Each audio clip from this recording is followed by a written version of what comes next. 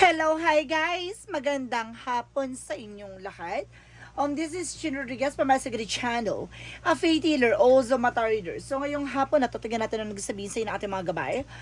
This is special gabay for the month of January 23 hanggang January 29 for the sign of Capricorn. So, Capri, welcome to my channel. Ano kayang messages, advices ng spirit guides ang ating masasaga for today's video? Kano naman kayang energy or kaganapan sa buhay ng mga Capricorn ng ating mahagilap? So, guys, this reading is a general reading lamang, hindi lahat makaka-resonate. Kunin lamang po ang makaka-relate sa inyo and comment down below kung kaninong energy ang ating nasaga. And of course, don't forget to like and subscribe my channel and hit notification bell for more videos update. And of course, maraming salamat po sa mga walang sawang pagsuporta sa aking channel, lalo na hindi nag-skip ng ads. Naway pagpalain po kayo ng Just at May Kapal, siksik liglig nag-uumapaw ang biyayang manumbalik sa inyo. And of course guys, this reading is a general reading lamang, hindi lahat makaka-resonate.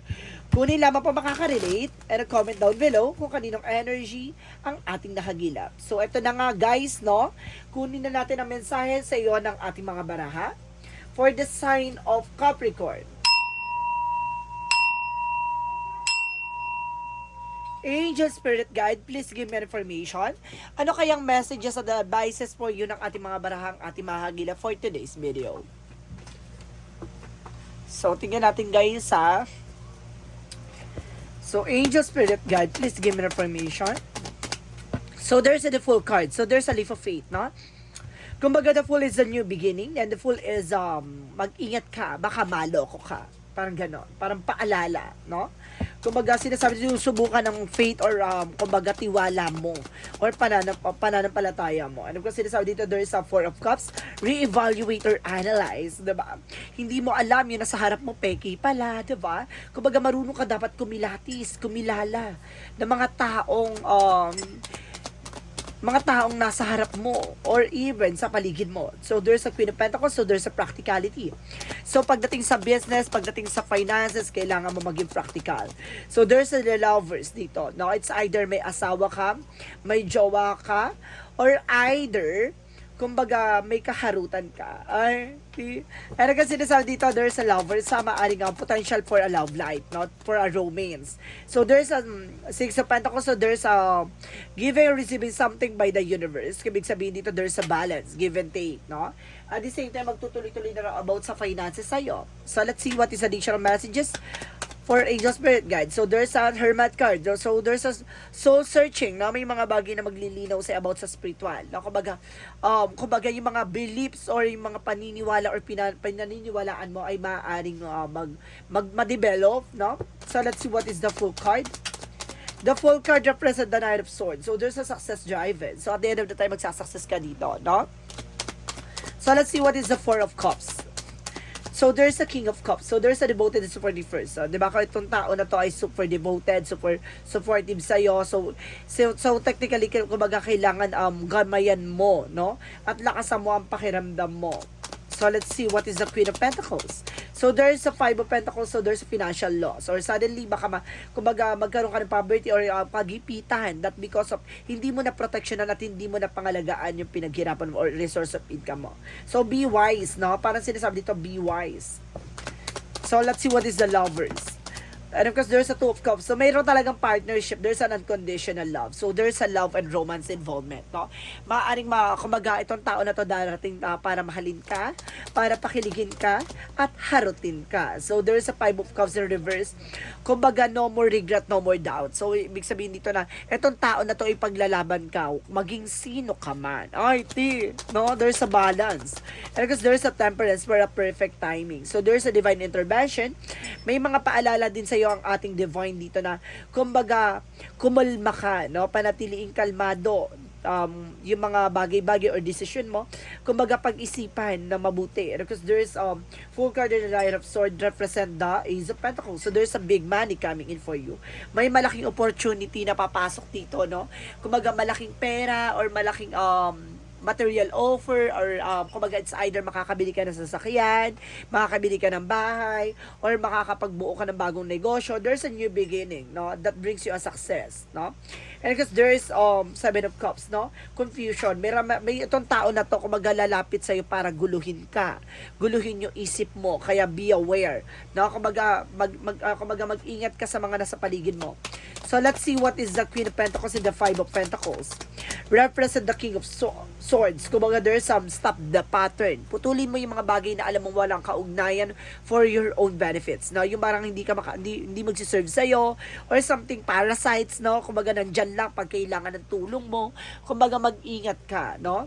So let's see what is the Lovers and the Two of Cups. Ano naman tungkol sa love life niya? Parang possible talaga it's a love life, no.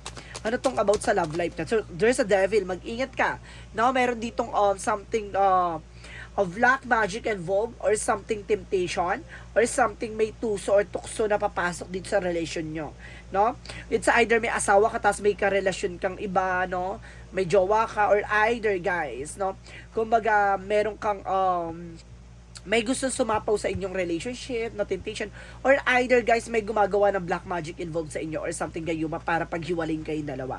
And of course, there's a the Sun card, no, magkakaroon ka ng inner clarity, and of course, magkakaroon ka ng success dito, and of course, a positive outcome. So, maging balanse ka para hindi mo pang hinayangan or hindi masayang yung mga effort mo, even your sacrifices, no. So, let's see what is the Hermit card in Temperance, represent the Page of Wands. May good news dito, may magandang balita dito, may hatid sa iyo ang ating angel spirit, na kumbaga, alam mo, no, yung magiging grounds mo. No? And of course, alam mo kung ano yung, kumbaga, paano mo kontrolin at paano kang, kumbaga, paano ka makakaalis sa situation, at the same time, paano mo i-distansya yung sarili mo sa mga taong, diba, tuso o tukso. So, let's see what is the outcome. Ang pinaka-outcome for you is the Page of Swords. Get more information. May mga bagay na kailangan mo pang alamin, tuklasin, at subaybayan, at lakasan ng observe. Sa madaling salita, observe. And the Seven of Pentacles is the harvest time. At the end of the time, magka-harvest ka dito, di ba? Kumbaga, maaring nakapasa ka sa mga pagsubok, sa mga hamon ng buhay. So, this is the moment na parang, see, I told you, the justice will be served. Na makukuha mo yung hustisya, makukuha mo yung tamang point or something balance, and of course, there is a good karma coming for you. Kaya, kung ano yung magiging cause and effect na situation that because of your, diba, action. So, ibig sabihin dito guys, kumbaga titignan mo yung disadvantage and advantage na situation, at the same time, yung consequences na hatid ng karma. So, let's see about naman sa career. Pagdating sa career mo is the Eight of Cups, no? There's a letting go. Now, may mga bagay siguro na kailangan mo i-let go. It's either, kumbaga nagtatrabaho ka, kumbaga sinasabi dito na sa tagal mong nagtrabaho, ano ba ang kumbaga na-invest mo sa sarili mo, 'di ba? Kumbaga sinasabi dito na kailangan mong baguhin yung perspective or beliefs mo sa buhay, na there's an Eight of Cups, that there's a letting go, the moving on, to moving forward, na kailangan mong alisin yung mga dati mong gawain. Or either, kumbaga kung nagtatrabaho ka, kumbaga ganun na lang ba lagi, no? Habang buhay ka ba magtatrabaho? It's either na, kumbaga, dapat nag-invest ka sa sarili mo para makapag-provide ka ng sarili mong negosyo, para nang sa ganun, kumbaga, makapag-grow ka, no, on your own. Wala ka ng boss, wala ka ng amo, at the same time hawak mo pa yung oras, at of course panahon mo, 'di ba? Ang sasabihin lang dito, good luck, kasi kumbaga pagdating sa business, kasi kailangan mo talaga mag-take no risk. At the same time, there's a black namin. So see, kaya hindi ka makaalis sa situation that because of may black magic na gumagawa sa iyo. So there's an Eight of Cups in the, see, there's a black namin. So ibig sabihin tong tao na to ginagawang ka para hindi ka makausad sa buhay. Itong tao na to ginagawang ka para, 'di ba, manatili ka kung saan kang sitwasyon na naroroon, no? Kumbaga kahit na malaking pera ang pumapasok sa iyo, kumbaga bakit patuloy pa rin ang ganun magiging scenario or on cycle ng buhay mo. So yun yung kailangan mong baguhin at tuklasin, no? So let's see what is additional messages for love life. For love life naman, there's a Ten of Pentacles. So see, magkakaroon ka ng long-term success and long-term investment, because the Queen of Swords is here, the bigger picture of yourself. Kumbaga itong tao na to, nakita mo, kumbaga, with the up and downs, no? Kumbaga na situations, no? Kumbaga, itong tao na to nakasama mo siya sa hirap at ginawa. Kumbaga hindi ka iniwan. At the same time, itong tao na to yung talagang makakasama mo in the longest time, no? There's an everlasting promises din ako na sense. Pagdating naman sa career, ay pagdating naman sa health, so there's a strength card, no? Kumbaga kailangan mong lakasan ang loob, maging matapang, no? Sa mga nararamdaman, there's a the will.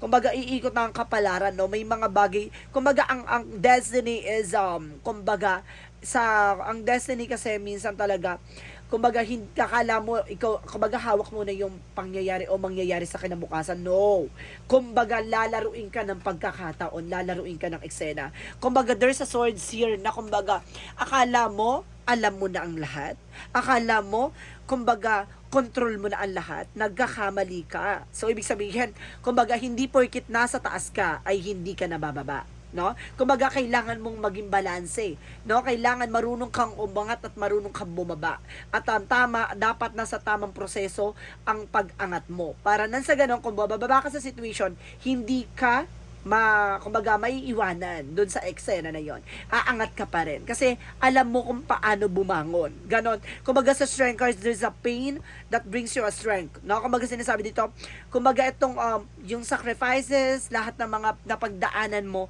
yan ang magsisilbing power mo. Kaya yung destiny ay papabor sa'yo. 'Di ba? Kasi kumbaga kahit na anong eksena na 'yan, kung marunong ka sa buhay at kung alam mo talaga yung tamang daan na pinagdaanan mo talaga, 'di ba? Yung proseso, no, hindi ka talagang bigla ang angat. So ibig sabihin nito, marunong kang tumanggap ng pagkakamali, marunong kang tumanggap ng pagsubok at marunong kang tumanggap ng kabiguan. So let's see what is the magical fairy messages. Kaya nga pansinin nyo guys, yung mga mayayaman, no, kahit na big, kumbaga mawala ng milyon yan, ibalik mo yan sa kung ano man dati sa kanila. Alam nila kung paano sila makakabangon ulit. Kasi alam nila yung proseso eh. Yun yon. So there's a magical fairy messages for our pregnancy. See, magkakaroon ka ng bagong negosyo, or bagong trabaho, or bagong pagkakabalahan, or bagong bahay, or something pregnancy for a pagbubuntis, no, bagong anak, ganon. So this is the moment na parang there's birth, no? There's a birth na ipagkakalob sa'yo ng langit ng ating Panginoon. So let's see what is the yin and yang oracle card. For yin and yang oracle card,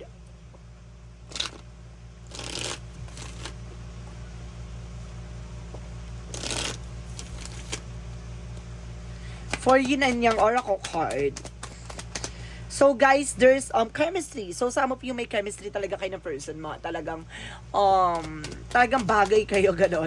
Ano kasi sinasabi dito, there's Ace of Earth. So ibig sabihin may kinalaman ka sa Taurus, Virgo, and Capricorn. So some of you parehas kayo ng signs. No, and of course parehas kayo Earth sign. At the same time, there's a contract, career, and commitment. So ibig sabihin dito, kung talagang gusto mo talaga yan, till death do us part, diba? And there's a ego. Alisin yung ego and pride. Yun yung nagbibigay ng blockages. So, let's see, guys, no? Proceed tayo for romance angels. So, anong gusto sabihin sa'yo ng romance angels, angel spirit? So, sinasabi dito about sa romance angels is reconciliation. May pagbabalikan, no? May babalik from the past or something. Someone from your past is returning to your life, no? It's either a friend, ex, family, so ibig sabihin may babalik, no? At there's a you deserve love, no? Deserve mo ang mahalin, no? Kumbaga, pagdating sa love life, you deserve love, diba? So let's see what is additional messages for angel spirit, guys. So there's you're not alone. So, hindi ka nag-iisa. Diba? Huwag kang mag-alala. May mga bagay siguro na naghihirapan ka sa ngayon, pero hindi mo alam kung paano pa iikutin ang panahon. No? Kung paano ka pa iikutin ang pagkakataon. Diba? At the same time, there's a weight of the world. No? Kumbaga, may mga bagay dito na hindi mo na kayang bitbitin. Bitawan mo kasi gagaang ka sa situation mo. Huwag mong pilitin bitbitin yung isang bagay na alam mong hindi mo kaya. Parang ano lang yan sa relasyon eh. Huwag mong ilalaban yung isang bagay na alam mong hirap na hirap ka na. 'Di ba? Kumbaga there's a toxic relationship talaga. Kailangan mong bitawan at pakawalan. 'Di ba? So let's see what is the Monsology. So your hard work is paying off. Nandiyan yung kabayaran. Kabayaran sa lahat ng sakripisyo at mga, kumbaga, mga actions mo, no? Consequences, kumbaga, 'di ba? Kumbaga kung nag-invest ka sa sarili mo, kumbaga aani ka rin, no? Kung gumawa ka ng masama sa kapwa mo, babalik sa'yo yan. Gano'n, parang hard work yan. And of course, there is a you and your loved ones are safe. Na pagdating sa mga mahal mo sa buhay, no, safe naman daw, sabi ng ating Angel Spirit Mythology. So, let's see. What is additional messages for energy? For energy, there's a deceit. I told you. Mayroon dito mangkukulam talaga. Kita mo yan? May mangkukulam talaga. And because there's healer of the ages. So, kailangan mo talaga ng manggagamot, no? Na para gamutin ka sa anumang karamdaman. Para there's a spiritual battle. Talaga, may talagang labanan dito about sa spiritual. Sorcery and of course, ng witchcraft. No? Talagang labanan to. No? And of course, there's a door to the personal healing and happiness. So, talagang bukas ang pintuan para sa'yo sa kaligayahan at kagalingan. Diba? So, let's see what is additional messages for Angel Spirit Guides. So, there is a spirituality. So, there's a spiritual talaga. There's a spiritual involvement. And if there's a spiritual activation, talagang, diba? Talagang, ang laking part na sinasabi talaga, may kaugnayan talaga about sa spirituality. Spiritual activation and spirituality. At the same time, there's a shielding. Protectionan mo yung sarili mo. Diba? Alam mo dapat kung anong grounds mo. Diba? Ang ganda, kasi iisa lang ang sinasabi ng baraha. No? Ang galing talaga. So, let's see what is additional messages. So, there's a fear. Ito yung kakailangan mo rin. Alisin yung takot at pangamba mo. Additional messages for Angel Spirit Guides. At the same time, there's a happiness. Magkakaroon ka ng kaligayahan dito sa dulo. Diba?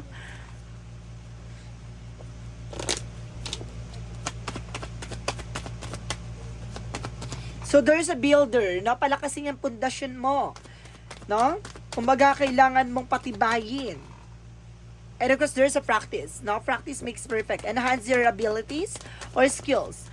At the same time, Angel Spirit Guide, there's an options. No? Kumbaga, marami kang options dito. Marami kang dapat alamin or marami kang dapat tuklasin pa. At the same time, there's an oracle card by, alam mo yung mga bagay na mangyayari na.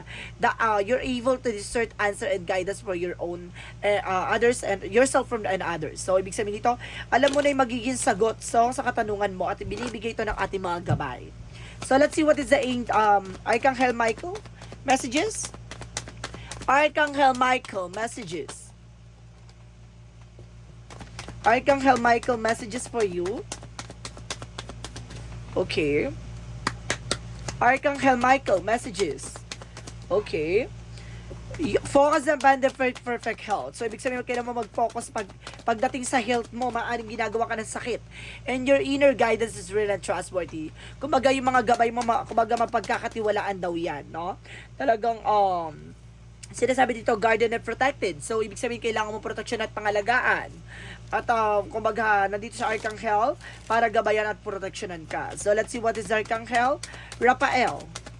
So, there's an easy, that's it. So, ibig sabihin dito, may mga bagay dito na kailangan mong, kumbaga, humingi ng tulong or ng gabay, no? And of course, letting go, no? Kumbaga, may mga bagay na kailangan mong kumawala, no? Sa mga negativities. Kasi baka isa pa yan sa nagkakata, kaya hindi ka makalis sa situation mo. So, let's see what is our chakra messages. So, there's a forgiveness, no? May mga kapatawaran dito at magpapatawad ka na this time. And because there's a renewal, magkakaroon ka ng panibagong trabaho, negosyo, or buhay, no? Sariling buhay, parang ganon. And there's a mysticism, no? May misteryo sa likod na to.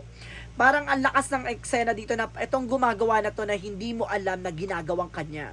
No? Kumbaga malapit ka sa tao na to. No? Tapos itong tao na to ay kumbaga lumalapit sa iyo or nakakapasok sa kumbaga nagkakaroon ng inside job. Parang ganon. Kumbaga mamaya nagpapa-check up ka, tapos itong tao na to kasama mo pala. No, kumbaga kung saan ka nagpapatingin na albularyo pala, yung gumagawa sa iyo, yun pala yun, no, kasama mo lagi. So let's see what is the Jesus loving quotes. Have faith in God. Ibig sabihin magtiwala ka sa ating Panginoon, 'di ba? Maniwala at magtiwala. So let's see what is the angel's answer. Angel's answer represent recovery. So, makaka-recover ka na. Ito na yung unti-unti ka nang magagamot at unti-unti ka nang gagaling. At the same time, there's something better. So, ibig sabihin dito may mas better pa. Siguro, kaya mo naranasan yan kasi may gustong ipabatid sa'yo ang ating poong may kapal. May mga bagay siguro na gusto niya ipa-realize sa'yo or may mga bagay na mas may higit pa sa, kumbaga, sa bagay-bagay na yan. May mga bagay na gusto siya matutunan sa'yo na hindi mo in-expect na may something thrill pala. Or something there's a no. May mga bagay na hindi ka dapat ginagawa, or marunong ka dapat humindi, or may mga bagay na hindi ka dapat nag-share ng something information. Diba? So, let's see what is the angel's number. Angel's number represent 30. I am imaginative. You are original, innovative, thinker, and an excellent communicator, and you have a great talent for using creativity to convey for your ideas, and your optimistic attitude has lifting effect to others. So, ibig sabihin nito, malakas ang epekto mo sa ibang tao, no? Kumbaga, yung mga ideas mo, mabilis silang kumbaga, ma-inspire or something, kumbaga, makakuha ng information sa'yo. Kumbaga, napakatalas ng isipan mo, no? Sa mga bagay-bagay. No? You are also a creator. So, let's see what is the messages of life. Messages of life represent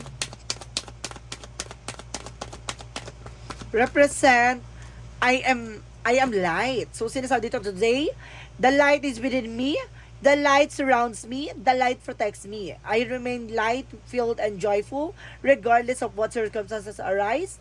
I am diamond shining for in all that my splendor. I am worthy of the divine with me. So, ibig sabihin, alam mo na, kumbaga, kasama mo ang kaliwanagan. Lahat ng mga bagay sa paligid mo, maglilinaw yan. Kasi alam mo, nasa tamang daan at nasa tamang proseso ka. At alam mo, nakaakibat ng mga bagay na ginagawa mo ay hindi para lang sa sarili mo. Para din niya sa pamilya mo at the same time. Para kumbaga, matupad yung mga pangarap mo, no? Para sa mga taong mahal mo. May mga bagay lang talaga, kumbaga, pag sobra na talaga yung mga eksena, ganun talaga, no? Kumbaga, minsan naaabuso at minsan kinaiinggitan, no? Kumbaga, ikaw kasi nagsisilbing liwanag sa lahat ng tao sa paligid mo. Kaya ikaw yung pinupunteriya para pabagsakin, para mawala ang nagsisilbi at nagbibigay kinang sa pamilya mo at buhay mo. Ganon. So, guys, this is special gabay for the month of January 23 hanggang January 29 for the sign of Capricorn. So, Capricorn, maraming salamat for your wonderful reading. So, once again, this is Chin Rodriguez, Pamasagli Channel, a free dealer o sa mata reader. And of course, guys, maraming salamat sa mga walang sawang pagsuporta sa aking channel, lalo na hindi nag-skip ng ads. Naway pagpalain po kayo ng Diyos at may kapal, siksik diglig nag-uumapaw ang biyayang manabalik sa inyo. And of course, guys, maraming salamat po and see you in the next video. Bye-bye and babush!